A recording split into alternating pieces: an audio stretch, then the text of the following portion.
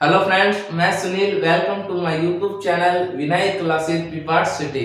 आज हम आगे बात करने वाले हैं फ्यूचर टेंस के पहले प्रकार की, जिसका नाम है फ्यूचर सिंपल टेंस। और फ्यूचर सिंपल टेंस में हमने उसकी हिंदी पहचान पढ़ ली थी। साथ ही पिछले वीडियो के अंदर हमने पढ़ा था उसकी हेल्पिंग वर्ब क्या है, उसकी मेन वर्ब क्या है, और साथ ही हमने पढ़ा था कि उसमें वाक्य बनाने के कितने टाइप्स हैं, यानी पॉजिटिव, नेगेटिव, इंटरोगेटिव और इंटरोगेटिव नेगेटिव पढ़ लिया था। तो आज हम आगे बात करने वाले हैं फ्यूचर सिंपल टेंस की एडवर्ब। तो देखिए फ्यूचर सिंपल टेंस की एडवर्ब क्या है।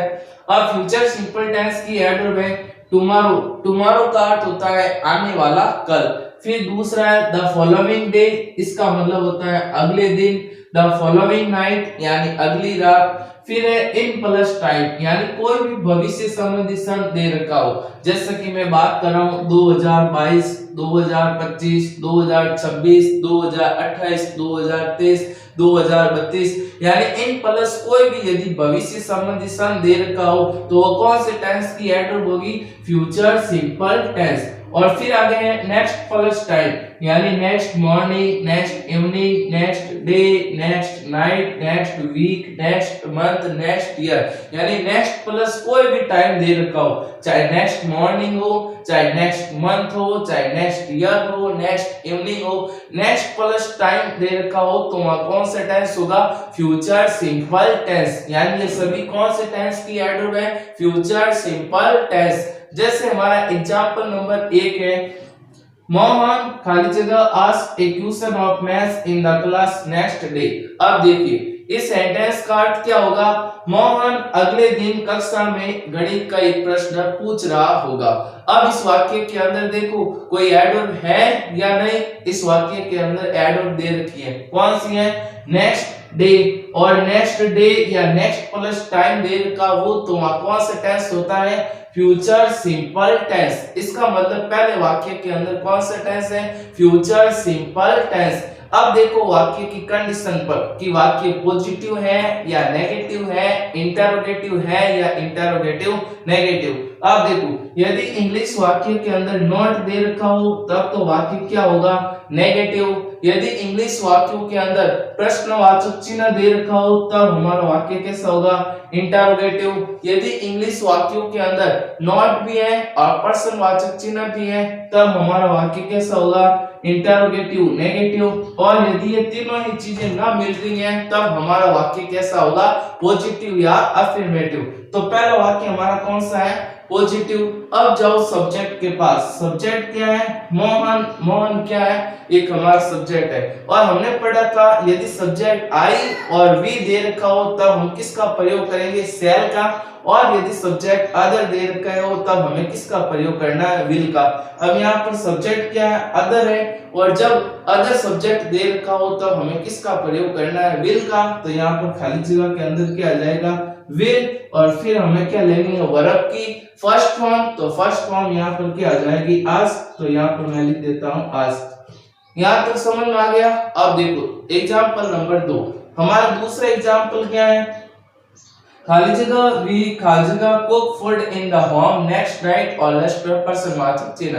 अब इस सेंटेंस का अर्थ क्या होगा? इस सेंटेंस का अर्थ होगा क्या हम अगली रात घर में भोजन पकाएंगे।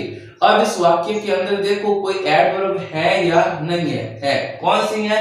Next night. और जब नेक्स्ट प्लस टाइम दे रखा हो तो वहां कौन सा टेंस होता है? Future simple tense. इसका मतलब हमारे दूसरे वाक्य के अंदर कौन सा टेंस है? Future simple tense. अब देखो अब इस वाक्य की देखो कंडीशन पर, यहाँ पर वाक्य कौन सा है? नेगेटिव। कैसे पता चला? वाक्य के लास्ट में क्या दे रखा है? प्रश्नवाचक चिन्ह। और जब इंग्लिश वाक्यों के अंदर लास्ट में प्रश्नवाचक चिन्ह दे रखा हो तो हमारा वाक्य कैसा होता है? Interrogative sentence. तो यहाँ पर दूसरा वाक्य क्या होगा? Interrogative sentence. अब देखो अब यहाँ पर शुरुआत में क्या आएगी? Helping verb. अब हेल्पिंग वर्ब विल लिखें या शैल लिखें, उसके लिए देखो सब्जेक्ट। सब्जेक्ट क्या है? वी। और वी के साथ हम किसका प्रयोग करते हैं? शैल का। तो यहाँ पर हम क्या लिख देंगे? शैल। फिर यहाँ पर आ जाएगी वर्ब क्या दे रखी है, कुक। कुक का अर्थ होता है पकाना, इसकी वर्ब हो जाएगी कुक, कुकड, कुकड। हमें क्या लेनी है, वर्ब की फर्स्ट फॉर्म, तो फर्स्ट फॉर्म यहाँ पर क्या आ जाएगी, कुक।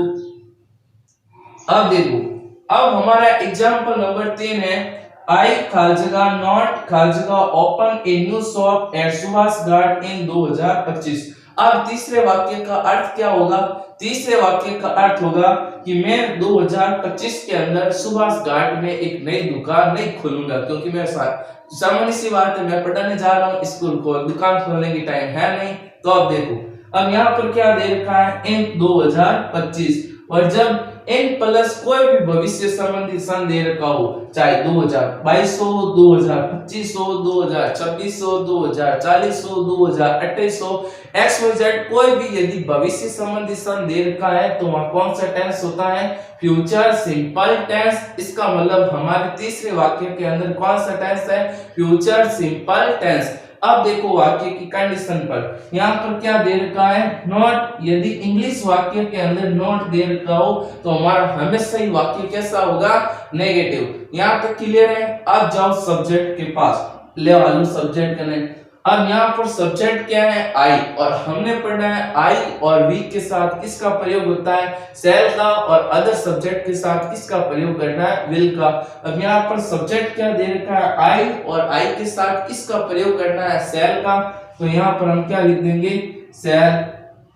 फिर अब नॉट लगा है तो वापस नॉट नहीं लगाना है। फिर क्या आएगी, वर्ब। वर्ब क्या दे रखी है, ओपन। ओपन का अर्थ होता है खोलना, इसकी फॉर्म हो जाएगी ओपन, ओपन, ओपन।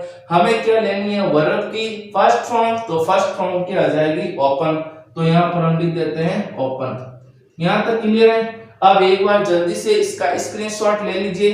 फिर हम आगे बात करते हैं फ्यूचर टेंस के दूसरे प्रकार की, जिसका नाम है फ्यूचर कंटिन्यू टेंस। तो जल्दी से स्क्रीनशॉट ले लीजिए।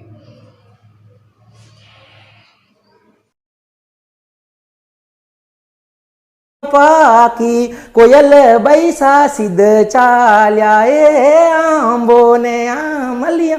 इस प्रकार से पाको आंबो वर्ड आ रहा है कि अब वो उस लड़की की विदाई हो रही है, और कोयल बैसा सिद्ध चाल्या कोयलडी वर्ड आ रहा है। और मेवाड़ के अंतर्गत आपने विदाई के समय गीत गाया, नाम सुना होगा, आगे आगे दूल्हा चलता है, पीछे पीछे दुल्हन चलती है, और उस समय आपको पता हो तो आगे आगे बैंड बजा पीछे मोटर कार है, और रोना नहीं बनड़ी रसीला बना साथ है। अब देखो आगे, अब हम आगे बात करने वाले हैं फ्यूचर टेंस के दूसरे प्रकार की, जिसका नाम है फ्यूचर कंटिन्यू टेंस। अब फ्यूचर कंटिन्यू टेंस में सबसे पहले हम पढ़ने वाले हैं फ्यूचर कंटिन्यू टेंस की पहचान। तो इसकी पहचान क्या है, जिन हिंदी वाक्यों के अंत में रहा होगा या रही होगी या रहे होंगे आए, तो वहां कौन सा टेंस होगा, फ्यूचर कंटिन्यू टेंस। यानी जिन हिंदी वाक्यों के लास्ट में यदि रहा होगा, रही होगी या रहे होंगे आए, तो वहां कौन सा टेंस होगा, फ्यूचर कंटिन्यू टेंस। जैसे यहाँ पर एग्जांपल नंबर 1 है, रविंद्र कक्षा में एक गाने पर नाच रहा होगा, यानी गोड़ गोड़ लड्डू पता सा शकर वाला, या ले फोटो ले बरस बरस मारा इंद्र राजा।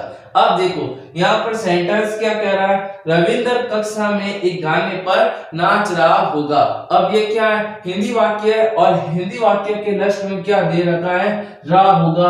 और जिन हिंदी वाक्यों के लास्ट में यदि रहा होगा, रही होगी या रहे होंगे आए, तो वहां कौन सा टेंस होगा, फ्यूचर कंटिन्यू टेंस। इसका मतलब पहले वाक्य के अंदर कौन सा टेंस है, फ्यूचर कंटिन्यू टेंस। दूसरा वाक्य है, सीमा रसोई में खाना पका रही होगी, यानी ढोकला बना रही होगी, या फिर टुकड़ा बना रही होगी, या फिर खिचड़ी बना रही होगी। अब देखो दूसरे वाक्य के लास्ट में क्या दे रखा है, रही होगी। और जिन हिंदी वाक्यों के लास्ट में यदि रहा होगा, रही होगी या रहे होंगे आए, तो वहां हमेशा ही कौन सा टेंस होगा, फ्यूचर कंटिन्यू टेंस। इसका मतलब दूसरे वाक्य के अंदर कौन सा टेंस है, फ्यूचर कंटिन्यू टेंस। तीसरा वाक्य है, वे बगीचे में अखबार पढ़ रहे होंगे। अब ये क्या है, हिंदी वाक्य, और हिंदी वाक्य के अंत में क्या दे रखा है, रहे होंगे। और हमारी पहचान है, जिन हिंदी वाक्यों के अंत में र होगा, रही होगी या रहे होंगे आए, तो वहां हमेशा ही कौन सा टेंस होगा, फ्यूचर कंटिन्यू टेंस। इसका मतलब तीनों ही वाक्यों के अंदर कौन सा टेंस है, फ्यूचर कंटिन्यू टेंस। यहां तक क्लियर है। अब देखो आगे, अब यहाँ पर क्या दे रखा है, helping verb. Future continue tense की हेल्पिंग वर्ब है विल या शैल प्लस बी। अब आपके मन में डाउट आएगा कि सर विल भी कब लगाएं और शैल भी कब लगाएं, तो टेंस लेने की आवश्यकता नहीं है। अब देखो, यदि सब्जेक्ट आई और वी देर का हो तब हमें किसका प्रयोग करना है, शैल बी का। और यदि हमारे सब्जेक्ट क्या हो, अदर हो, तब हमें किसका प्रयोग करना है, विल बी का। यानी कि यदि सब्जेक्ट आई और वी हो तब हम शैल बी का प्रयोग करेंगे, और यदि इंग्लिश वाक्यों के अंदर कोई भी अदर सब्जेक्ट हो तब हम किसका प्रयोग करेंगे, विल बी का। फिर हम आगे बात करते हैं फ्यूचर कंटिन्यू टेंस की मेन वर्ब। तो यहाँ पर मेन वर्ब क्या है, वर्ब की फर्स्ट फॉर्म, यानी पूरे फ्यूचर कंटिन्यू टेंस के अंदर चाहे पॉजिटिव हो, नेगेटिव हो, इंटरोगेटिव हो या इंटरोगेटिव नेगेटिव, पूरे फ्यूचर कंटिन्यू टेंस के अंदर हमें क्या लेनी है, वर्ब की फर्स्ट फॉर्म, और उसके साथ क्या लगाना है, आईएनजी। यानी दादाजी हाथ टांग को नडाए, दादी जी बिना जो वर्ब की फर्स्ट फॉर्म हाथ कहीं लगाना है, आईएनजी। तो अब एक बार कहीं कर लो, जल्दी से स्क्रीनशॉट ले लीजिए। फिर हम आगे बात करते हैं इनके पॉजिटिव सेंटेंस के सूत्रों के बारे में।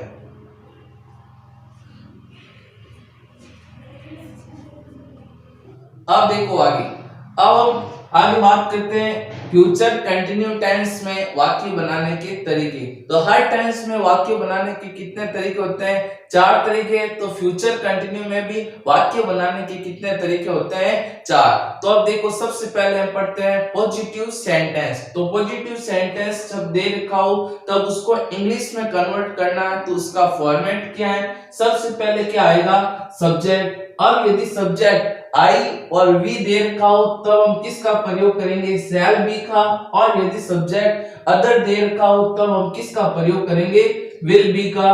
फिर हमारे क्या आएगी, वर्ब की फर्स्ट फॉर्म, फिर क्या आएगा, ऑब्जेक्ट, फिर कॉम्प्लीमेंट। यहां तक क्लियर है। फिर आगे हम बात करते हैं नेगेटिव सेंटेंस यानी नकारात्मक वाक्य। अब यदि हिंदी वाक्यों के अंदर नेगेटिव सेंटेंस यानी नकारात्मक वाक्य दे रखा हो तो इसको इंग्लिश में कन्वर्ट करने का फॉर्मेट क्या है, सबसे पहले आएगा सब्जेक्ट। अब देखो, यदि सब्जेक्ट क्या दे रखा हो, आई और वी, तब हमें क्या करना है, शैल बी का प्रयोग। और यदि अदर सब्जेक्ट हो तब हमें किसका प्रयोग करना है, विल बी का प्रयोग। अब मेरी बात यहाँ पर हमेशा याद रखना, जब भी 2 हेल्पिंग वर्ब दे रखी हो, जैसे कि हैज बीन है या फिर हैव बीन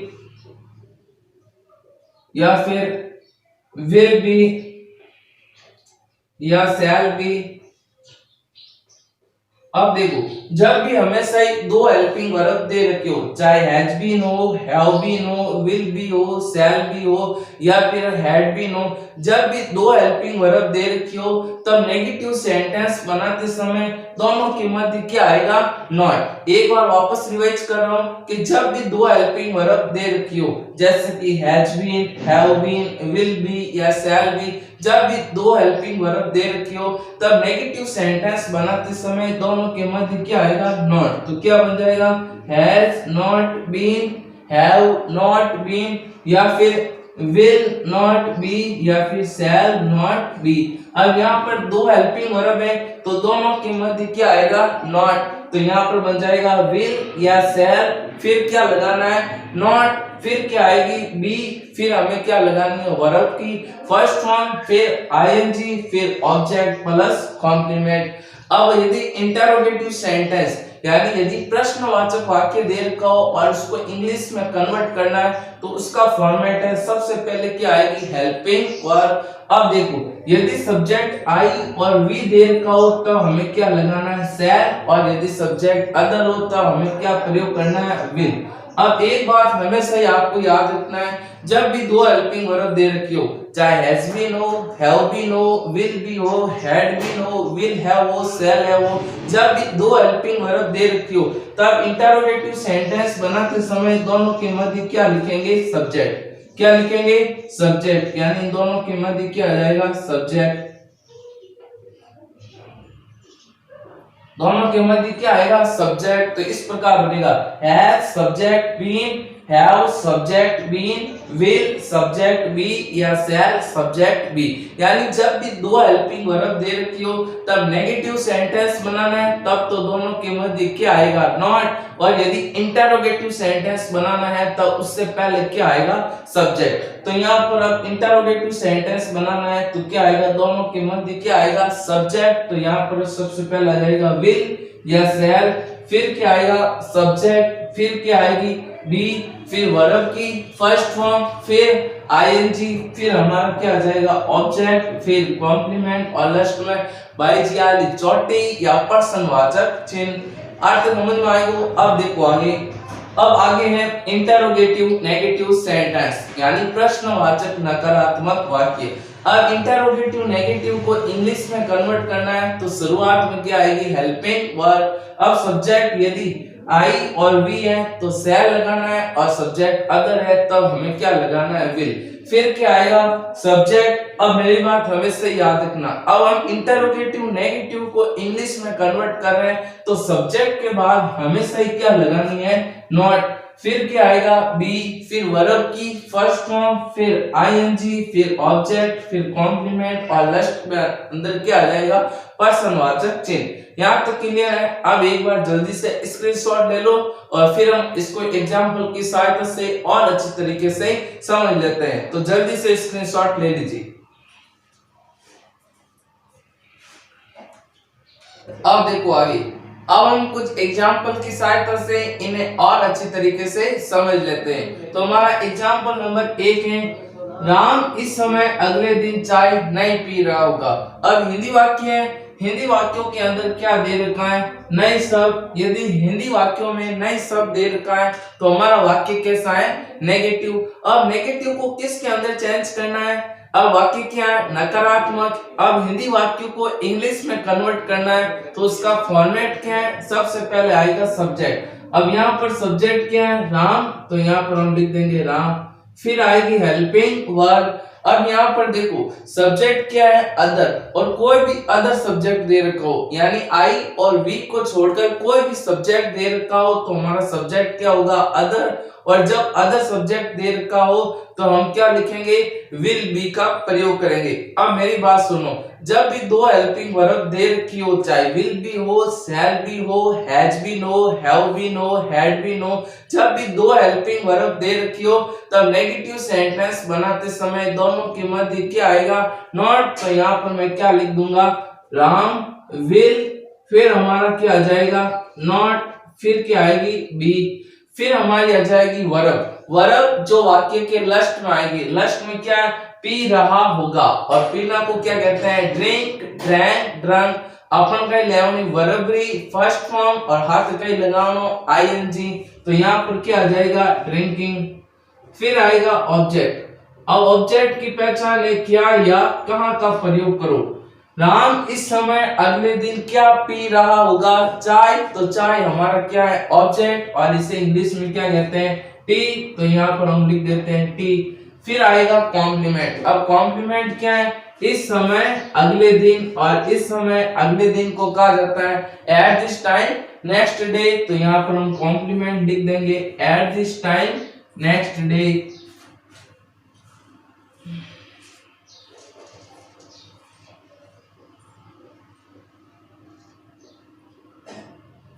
समझ में आ गया पहला वाक्य।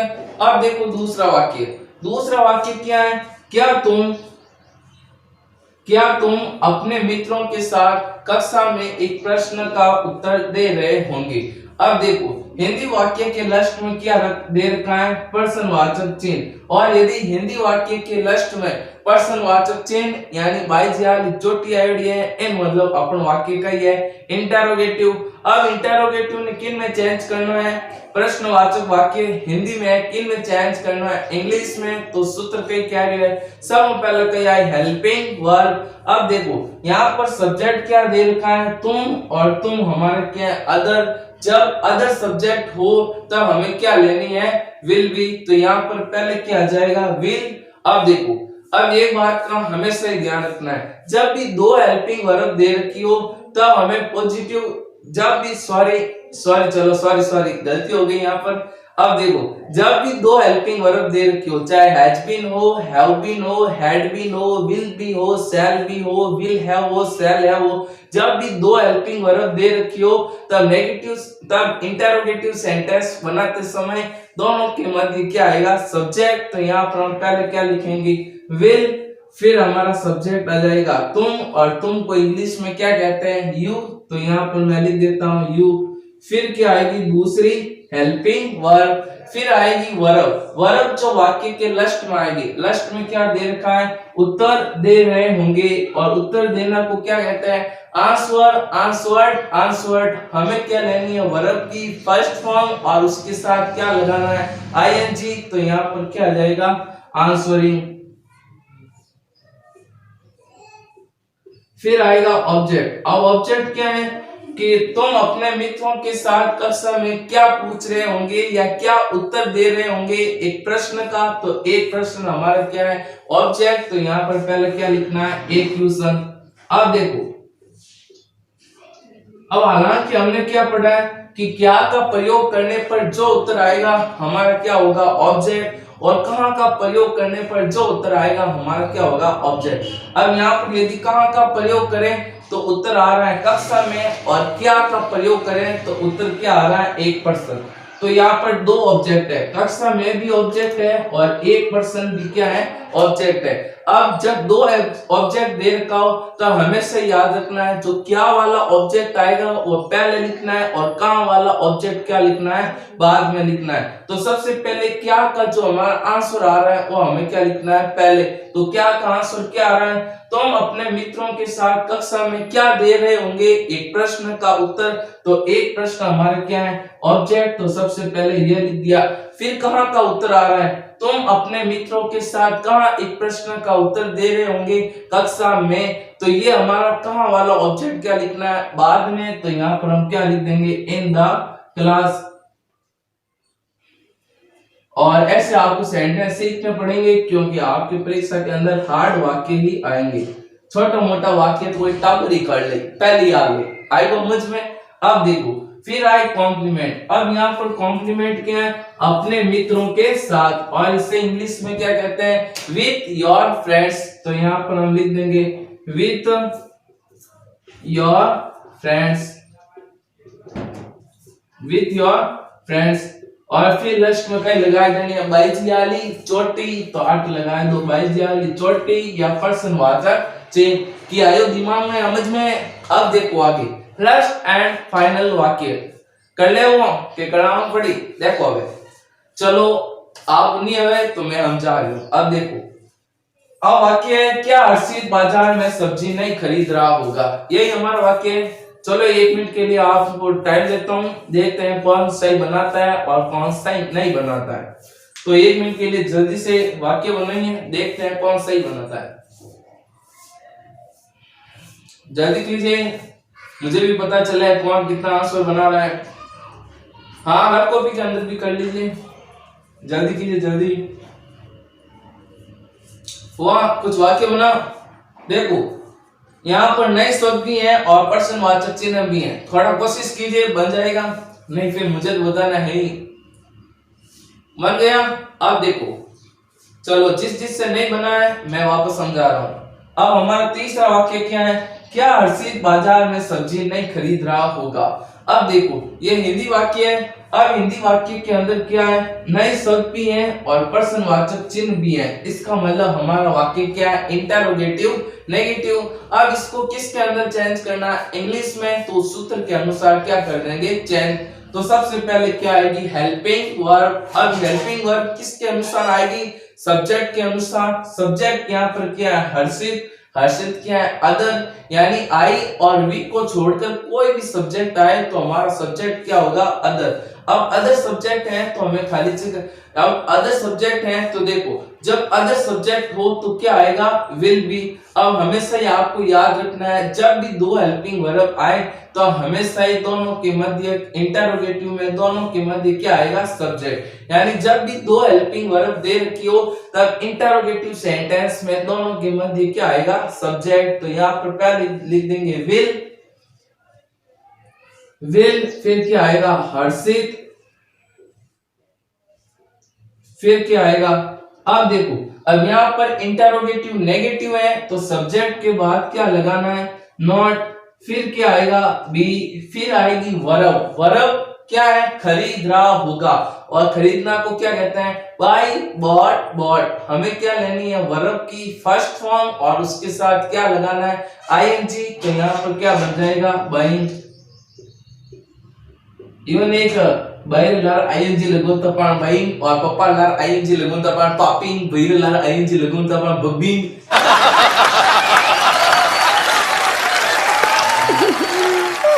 यो नहीं, बाई कहीं है वर्ब है ना कि बाई गराली आटा, बाई कहीं है अलग है मंटा वनी पड़िया दीदा वीडियो में नाम दो सुता में ना फाक जा पहला। तो ए बाई जी कहीं है थोड़ा अलग है। तो अब बाई ने कहीं लार कहीं लगाना आईएनजी, ना कि पप्पा रे लार आईएनजी की लार लगाना बाई रे लार है, तो लगे दियो बाई। फिर क्या आएगा, ऑब्जेक्ट। अब देखो ऑब्जेक्ट, ऑब्जेक्ट हमारा क्या है, सब्जी। तो यहाँ पर हम क्या लिख देंगे, वेजिटेबल्स। तो यहाँ पर लिख देंगे वेजिटेबल्स। फिर आएगा कॉम्प्लीमेंट। अब यहाँ पर कॉम्प्लीमेंट क्या है, बाजार में, और बाजार में कोई इंग्लिश में क्या कहते हैं, इन द मार्केट, के इन द बाजार, इन द मार्केट। तो यहाँ पर हमारा आ गया इन द मार्केट, और लास्ट में हमारा क्या आ गया, पर्सन वाचक चिन्ह या बायजियाली चोटी। आयो की समझ में। अब जल्दी से एक बार इसका स्क्रीनशॉट ले लीजिए, फिर हम आगे और पढ़ते हैं।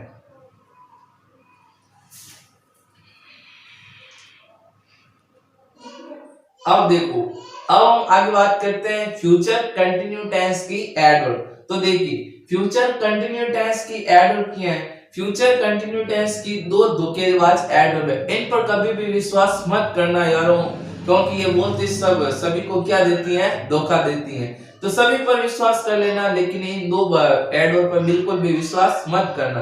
तो ये हमारे दो धोखेबाज एडवर्ब हैं। एक तो है एट दिस टाइम, यानी एट दिस टाइम के साथ यदि नेक्स्ट डे दे रखा हो, या इन दिस डेज के साथ नेक्स्ट ईयर दे रखा हो, तो वहां हमेशा ही कौन सा टेंस होगा, फ्यूचर कंटिन्यू टेंस। एक बार वापस रिवाइज कर देता हूं कि यदि इंग्लिश वाक्यों के अंदर एट दिस टाइम के साथ नेक्स्ट डे दे रखा हो, या इन दिस डेज के साथ नेक्स्ट ईयर दे रखा हो, तो वहां हमेशा ही कौन सा टेंस होगा, फ्यूचर कंटिन्यू टेंस। तो ये हमारे दो क्या है, धोखेबाज एडवर्ब। भाइयों दर कड़ू लगे मैंने तो अब देखो आगे। अब देखो पहला वाक्य है, वी खालजगा नॉट खालजगा play a cricket match in the ground at this time next day. आगे समझ में कहीं आएगा, मुझ में अर्थ तो हम जानो पड़ेगा। तो अब देखिए इस सेंटेंस का अर्थ क्या होगा, इस सेंटेंस का अर्थ होगा, हम इस समय अगले दिन मैदान में क्रिकेट मैच नहीं खेल रहे होंगे, क्योंकि हमारी लाइव क्लास आ जाएगी, इसलिए हम नहीं खेल रहे होंगे। और साथ ही परीक्षा भी नेड़ी है, 12 रोता फिरगा, 12 रोता फिरगा, तो पपा ही दा कहीं है मुंडा उजाय दे दे। तो अब देखो इस सेंटेंस का अर्थ देखो, अब इस सेंटेंस का अर्थ क्या होगा, हम इस समय अगले दिन मैदान में क्रिकेट मैच नहीं खेल रहे होंगे। अब देखो यहाँ पर देखो इस वाक्य में कोई एडवर्ब है या नहीं है, कौन सी है, at this time next day, और एट दिस टाइम के साथ यदि नेक्स्ट डे दे रखा हो, तो वहां कौन सा टेंस होगा, फ्यूचर कंटिन्यू टेंस। इसका मतलब पहले वाक्य के अंदर कौन सा टेंस है, फ्यूचर कंटिन्यू टेंस। अब देखो वाक्य की कंडीशन पर, यहाँ पर क्या दे रखा है, नॉट। यदि नॉट भैया आ रखा हो तो हमारा कौन सा टेंस होता है, नेगेटिव। अब जाओ सब्जेक्ट करने, हाला सब्जेक्ट नंबर ले, और सब्जेक्ट दो पा कई हालचाल है तारो। तो देखो अब हमारा सब्जेक्ट क्या दे रखा है, वी। और वी हमारा क्या है, और हमने पढ़ा है आई और वी के साथ किसका प्रयोग होता है, शैल बी का, और अदर सब्जेक्ट के साथ किसका प्रयोग होता है, विल बी का। अब देखो यहाँ पर हेल्पिंग वर्ब क्या है, दो। जब भी दो हेल्पिंग वर्ब दे रखी हो तब नेगेटिव सेंटेंस में दोनों के मध्य क्या आएगा, नॉट। तो हमें इस प्रकार से खाली जगह भरनी है। तो पहले तो क्या आएगा, शैल। अब नॉट ऑलरेडी लगाए तो वापस नहीं लगाना है, तो शैल नॉट। फिर क्या आएगा, बी। फिर हमें क्या लेनी है, वर्ब की फर्स्ट फॉर्म और उसके साथ क्या लगाना है, आईएनजी। तो यहाँ पर हमारा क्या हो जाएगा, प्लेइंग। यहां तक क्लियर है। अब देखो आगे दूसरा वाक्य है, कल celebrate annual function in this day next year. Okay, तो देखिए इस सेंटेंस का अर्थ क्या होगा। अब इस सेंटेंस का अर्थ ये होगा कि क्या वे इन दिनों अगले साल वार्षिक उत्सव मना रहे होंगे। अब इस वाक्य के अंदर देखो कोई एडवर्ब है या नहीं है, बिल्कुल है सर। कौन सी एडवर्ब है, in this days next year, और in this days plus next year दे रखा हो तो हमेशा ही बच्चों कौन सा टेंस होगा, फ्यूचर कंटिन्यू टेंस। इसका मतलब दूसरे वाक्य के अंदर कौन सा टेंस है, फ्यूचर कंटिन्यू टेंस। अब देखो आगे, अब इस वाक्य की कंडीशन पर, वाक्य के लास्ट में क्या दे रखा है, प्रश्नवाचक चिन्ह। इसका मतलब हमारा वाक्य क्या है, इंटरोगेटिव। अब इंटरोगेटिव है तो शुरुआत में क्या आएगी, हेल्पिंग वर्ब, और विल भी लिखे या शैल भी लिखे, उसके लिए देखो सब्जेक्ट। सब्जेक्ट यहाँ पर क्या दे रखा है, दे, और दे हमारा क्या है, अदर। जब भी अदर सब्जेक्ट दे रखा हो तो हमें क्या लिखना है, विल बी। अब हमेशा आपको याद रखना है, जब दो हेल्पिंग वर्ब दे रखी हो, इंटरोगेटिव सेंटेंस बनाना है तो दोनों के मध्य क्या लिखना है, सब्जेक्ट। तो यहाँ पर पहले क्या आ जाएगा, शैल, फिर यहाँ पर आ जाएगा दे, फिर क्या आएगा, बी, फिर वर्ब की फर्स्ट फॉर्म और उसके साथ आईएनजी। तो यहाँ पर क्या आ जाएगा, सेलिब्रेटिंग। यहां तक क्लियर है। अब देखो आगे, आगे हमारा टॉपिक है, तीसरा एग्जांपल है, मोहन खालसेगा dance on the stage at this time next day. अब इस सेंटेंस का अर्थ क्या होगा, मोहन इस समय अगले दिन प्रमोद की बारात में कूद रहा होगा, गुड़ गुड़ लड्डू पतासा शक्कर वाला जलेबी जा रहा। तो ये सेंटेंस क्या कह रहा है कि मोहन इस समय अगले दिन क्या कर रहा होगा, मंच पर नाच रहा होगा, यानी क्या कर रहा होगा, बैलों की तरह कूद रहा, और गुड़ गुड़ लड्डू पतासा शक्कर वाला। तो अब देखो यहाँ पर इस वाक्य के अंदर देखो कोई एडवर्ब है या नहीं है, कौन सी है, at this time next day, और at this time plus next day दे रखा हो तो वहां कौन सा टेंस होता है, फ्यूचर कंटिन्यू टेंस। तो यहाँ पर तीसरे वाक्य के अंदर भी कौन सा टेंस है बच्चों, फ्यूचर कंटिन्यू टेंस। अब देखो इस वाक्य की कंडीशन पर, यहाँ पर वाक्य कौन सा है, पॉजिटिव। अब बताने की जरूरत तो नहीं है कि भाई पॉजिटिव की क्या पहचान है, नेगेटिव की क्या पहचान है, इंटरोगेटिव की क्या पहचान है, या इंटरोगेटिव नेगेटिव की क्या पहचान है। अब हम टेंस लगभग एंडिंग पर है तो आपको ये तो पता ही होना चाहिए वाक्य क्या है, पॉजिटिव। अब जाओ सब्जेक्ट के पास, सब्जेक्ट क्या है, अदर, और जब सब्जेक्ट अदर हो तो हमें क्या लिखना है, विल बी। तो यहाँ पर हम क्या लिख देंगे, विल बी, यानी विल बी को क्या टेक देंगे, लाट, और यहाँ पर कहां ले आएंगे, खाली जगह के अंदर। फिर क्या आएगा, वर्ब की फर्स्ट फॉर्म और उसके साथ क्या लगाना है, आईएनजी। तो हमारी वर्ब क्या दे रखी है, डांस। डांस का अर्थ होता है नाचना या डिंग सिका करना। तो यहाँ पर देखो डांस, डांस्ड, हमें क्या लेनी है, वर्ब की फर्स्ट फॉर्म और उसके साथ क्या लगाना है, आईएनजी। तो यहाँ पर क्या आ जाएगा, डांसिंग। अब देखो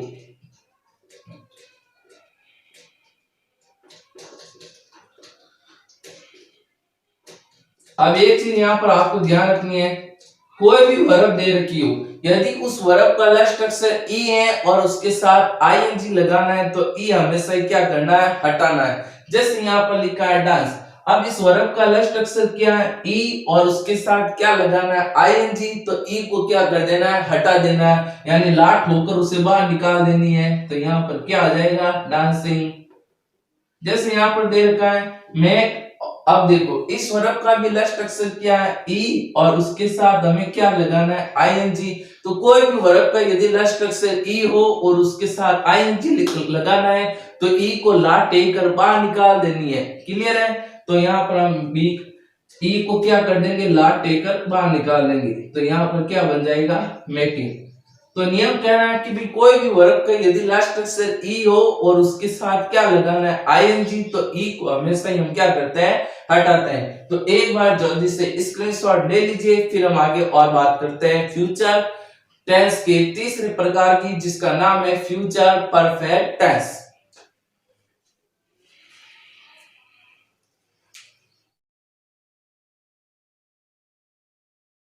महाराज आपके मुंह से ये लार क्यों टपक रही है? नादान लड़की, हम जब बोलते हैं तो कभी कभी हमारे मुंह से गंगा बहती है। सच? एक मिनट हो। महाराज मुंह खोलिए ना। अच्छा।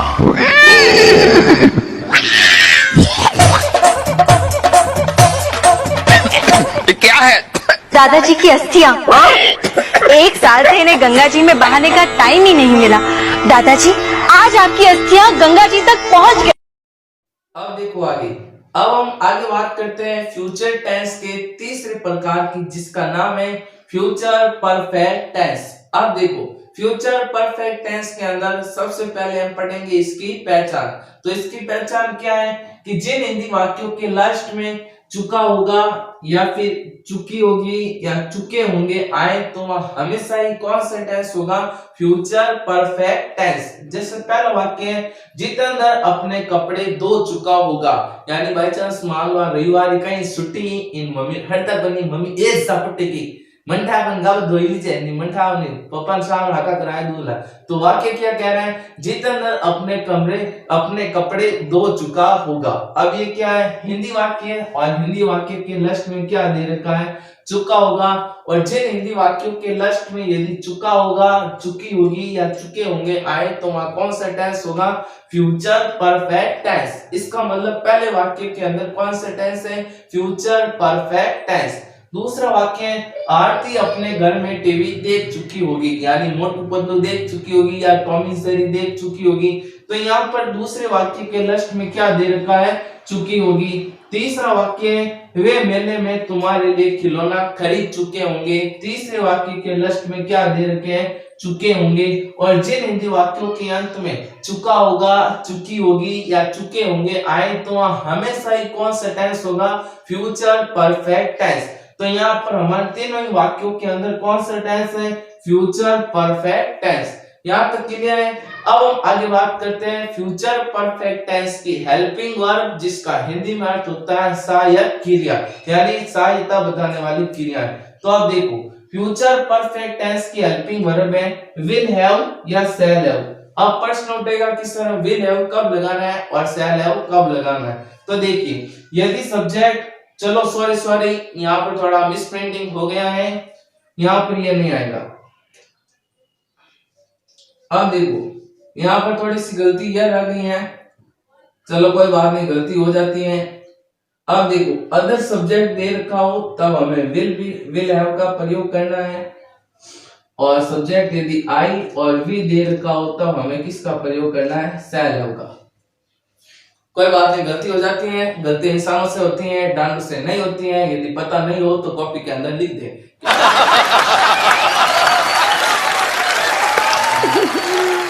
के अंदर लिख दे कि हमेशा ही गलती किससे होगी? इंसानों से, ना कि डांडों से। सबसे टॉप सो विचार क्लियर।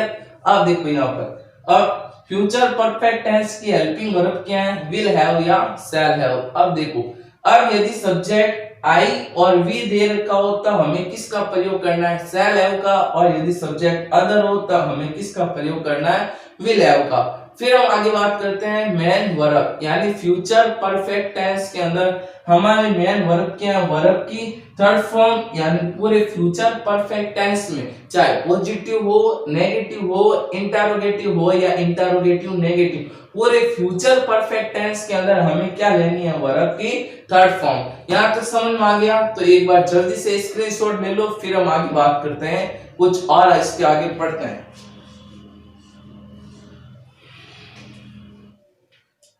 अब देखो अब हम आगे बात करते हैं यदि पॉजिटिव सेंटेंस दे रखा हो तो उसको इंग्लिश में किस प्रकार कन्वर्ट किया जाए। तो देखो यदि सकारात्मक वाक्य हो उसको इंग्लिश में कन्वर्ट करना है तो उसका फॉर्मेट है, सबसे पहले क्या आएगा? सब्जेक्ट। अब यदि सब्जेक्ट आई और वी दे रखा हो तब हमें शैल हैव लगाना है, और यदि अदर सब्जेक्ट हो तब हमें किसका प्रयोग करना है? विल हैव का। फिर क्या आएगी? वर्ब की थर्ड फॉर्म, फिर ऑब्जेक्ट, और लास्ट में हमारा क्या आ जाएगा? कॉम्प्लीमेंट। फिर हमारा है नेगेटिव। अब नेगेटिव यानी नकारात्मक वाक्य है, उसको इंग्लिश में कन्वर्ट करना है तो सबसे पहले क्या आएगा? सब्जेक्ट, फिर क्या आएगी हेल्पिंग वर्ब। अब देखो जब भी दो हेल्पिंग वर्ब दे रखी हो, चाहे शैल है वो या विल है वो, जब भी दो हेल्पिंग वर्ब दे रखी हो, नेगेटिव सेंटेंस बनाना है तब दोनों के मध्य क्या आएगा नॉट। तो किस प्रकार बनेगा शैल नॉट हैव या विल नॉट हैव। फिर क्या आएगी वर्ब की थर्ड फॉर्म, फिर ऑब्जेक्ट, फिर कॉम्प्लीमेंट, फिर है इंटरोगेटिव सेंटेंस, यानी यदि प्रश्नवाचक वाक्य दे रखा हो उसको इंग्लिश में कन्वर्ट करना है तो सबसे पहले क्या आएगी हेल्पिंग वर्ब। अब हमेशा याद रखना है कि जब भी दो हेल्पिंग वर्ब दे रखी हो तब इंटरोगेटिव बनाते समय दोनों के मध्य क्या आएगा सब्जेक्ट। तो देखो तो या तो आ जाएगा शैल सब्जेक्ट हैव, या फिर आएगा विल सब्जेक्ट हैव, फिर क्या आएगी वर्ब की थर्ड फॉर्म, फिर ऑब्जेक्ट, फिर कॉम्प्लीमेंट और लास्ट में क्या आ जाएगा बाइस या चोटी या प्रश्नवाचक चिन्ह। फिर लास्ट एंड फाइनल है इंटरोगेटिव नेगेटिव, यानी प्रश्नवाचक नकारात्मक वाक्य। अब यदि प्रश्नवाचक नकारात्मक वाक्य दे रखा हो और उसको इंग्लिश में कन्वर्ट करना है तो देखो सबसे पहले क्या आएगी हेल्पिंग वर्ब। अब या तो सब्जेक्ट, यदि सब्जेक्ट आई और वी हो तो हमें शैल हैव लगाना है, और अदर सब्जेक्ट हो तो हमें क्या लगाना है विल हैव। तो यहाँ पर आ जाएगा शैल या विल, फिर क्या आएगा सब्जेक्ट। अब सब्जेक्ट के बाद क्या लगाना है नॉट, क्योंकि हम वाक्य क्या बना रहे हैं इंटरोगेटिव नेगेटिव, तो सब्जेक्ट के बाद क्या लिख देंगे नॉट। फिर क्या आएगा हैव, फिर वर्ब की थर्ड फॉर्म, फिर ऑब्जेक्ट, फिर आ जाएगा कॉम्प्लीमेंट और लास्ट में हमारा क्या आ जाएगा प्रश्नवाचक चिन्ह या बाईजियाली चोटी। तो ये सूत्र आपको किसी भी हालत में क्या करना है रटना है, इसका कोई इलाज नहीं है, चाहे भले रमती टाइम हो, चाहे खेलती टाइम हो, चाहे पढ़ती टाइम हो, आपने क्या करना है रटना ही है सूत्र। आए समझ में? तो एक बार स्क्रीनशॉट ले लीजिए, फिर कुछ उदाहरण की सहायता से इन्हें समझने का प्रयास करते हैं।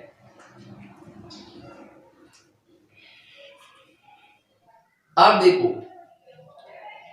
देखो हमारा एग्जाम्पल नंबर 1 है, क्या हम 2025 तक एक विद्यालय खोल चुके होंगे। तो बहुत ही बड़ी बात पूछी जा रही है कि भाई क्या हम 2025 तक एक विद्यालय खोल चुके होंगे। तो सोचेंगे इसके बारे में, अभी तो सिर्फ पढ़ रहे हैं फिर आगे सोचेंगे। तो अब देखो यहाँ पर देखो इस वाक्य के लास्ट में क्या दे रखा है प्रश्नवाचक चिन्ह, और जिस हिंदी वाक्य के लास्ट में प्रश्नवाचक चिन्ह दे रखा हो इसका मतलब हमारा वाक्य क्या है इंटरोगेटिव। अब इंटरोगेटिव है तो शुरुआत में क्या आएगी हेल्पिंग वर्ब। अब हेल्पिंग वर्ब विल लिखे या शैल लिखे तो उसके लिए देखो सब्जेक्ट, सब्जेक्ट क्या है हम, और हम को इंग्लिश में क्या कहते हैं वी। और जब सब्जेक्ट आई और वी दे रखा हो तो हमें किसका प्रयोग करना है शैल हैव का, और यदि सब्जेक्ट अदर हो तो किसका प्रयोग करना है विल हैव का।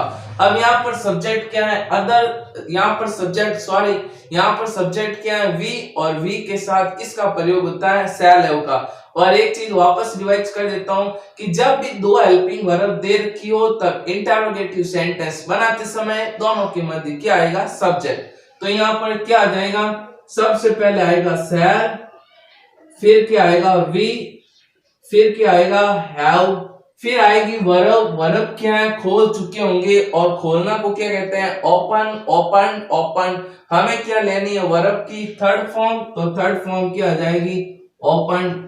फिर आएगा ऑब्जेक्ट। अब ऑब्जेक्ट क्या है एक विद्यालय, और एक विद्यालय को इंग्लिश में क्या कहते हैं ए स्कूल, तो यहाँ पर हम क्या लिख देंगे ए स्कूल।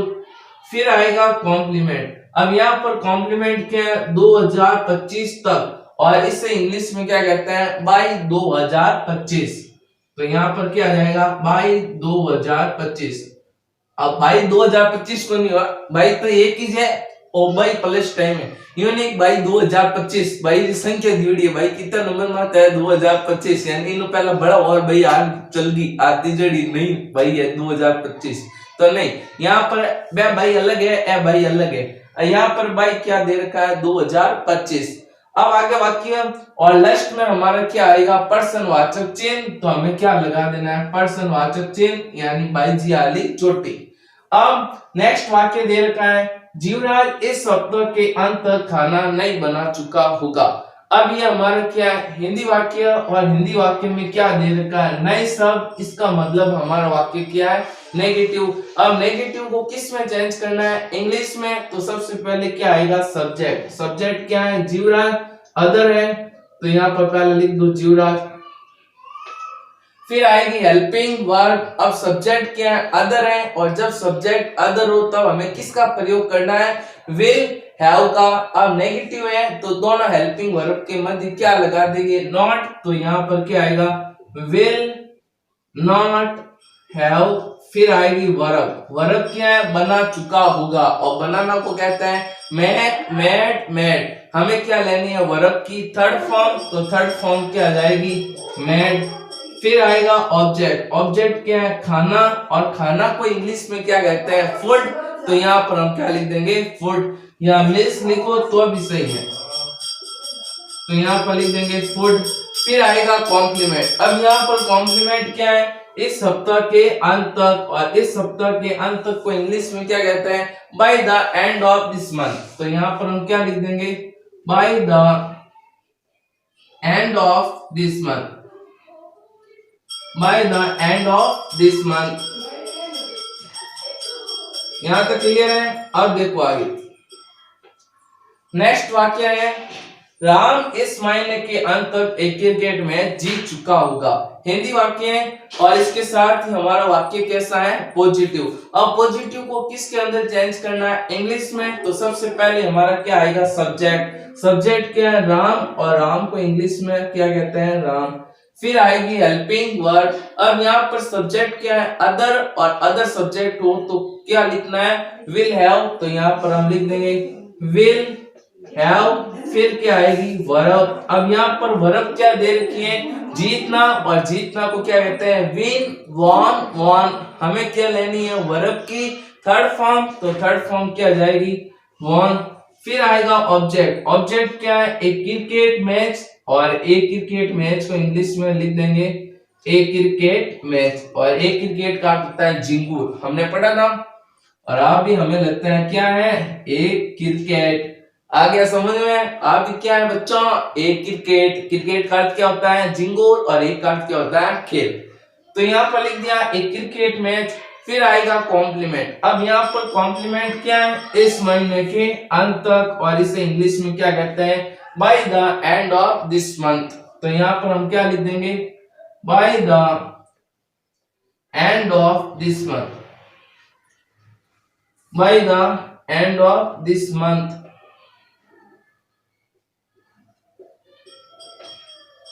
अब देखो, अब यहाँ पर पहले वाक्य के दूसरे वाक्य के अंदर थोड़ी सी मिस्टेक हुई है, और मिस्टेक वो हमारी यह है, इस सप्ताह के अंत को कहते हैं by the end of this week. तो गलती हो गई, इसके लिए हम माफी चाहते हैं, थोड़ी सी गलती हो गई। बाकी से वाक्य है, Jeevraj will not have made food by the end of this week, बिल्कुल सही वाक्य है। और तीसरा वाक्य हो जाएगा, Ram will have won a cricket match by the end of this month. अगला वाक्य हमारा है, क्या तुम बाजार से मिठाई खरीद चुके होंगे। अब इस हिंदी वाक्य के लास्ट में क्या दे रखा है, प्रश्नवाचक चिन्ह। इसका मतलब हमारा वाक्य कैसा है, इंटेरोगेटिव। अब इस इंटेरोगेटिव को किसके अंदर चेंज करना है, इंग्लिश में। तो सबसे पहले क्या आएगी, हेल्पिंग वर्ब। अब यहाँ पर हेल्पिंग वर्ब शैल हैव लिखें या विल हैव लिखें, उसके लिए देखो सब्जेक्ट। सब्जेक्ट क्या है, तुम, और तुम को इंग्लिश में क्या कहते हैं, यू। और यू क्या है, प्लूरल नहीं, यू क्या है, अदर। और जब सब्जेक्ट अदर हो तो हमें किसका प्रयोग करना है, विल का। तो यहाँ पर आ जाएगा विल, फिर आएगा यू, फिर क्या आएगा, हैव, फिर आएगी वर्ब। अब यहाँ पर वर्ब क्या दे रखी है, खरीद चुके होंगे, और खरीदना को कहते हैं बाय, बॉट, बॉट। हमें क्या लेनी है, वर्ब की थर्ड फॉर्म। तो थर्ड फॉर्म क्या आ जाएगी, बॉट।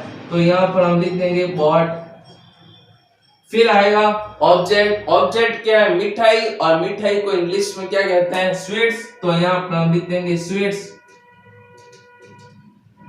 फिर आएगा कॉम्प्लीमेंट। कॉम्प्लीमेंट क्या है, बाजार से, और बाजार से को इंग्लिश में क्या कहते हैं, फ्रॉम मार्केट। और फिर लास्ट में हमें क्या लगा देना है, प्रश्नवाचक चिन्ह यानी वाली चोटी। क्यों? क्योंकि हमारी ये वाक्य क्या है, इंटरोगेटिव, और इंटरोगेटिव को इंग्लिश में कन्वर्ट कर रहे हैं, तो लास्ट में हमें क्या लगाना है, प्रश्नवाचक चिन्ह। यहां तक क्लियर है? तो एक बार इसका जल्दी से स्क्रीनशॉट ले लीजिए, फिर हम आगे और पढ़ते हैं।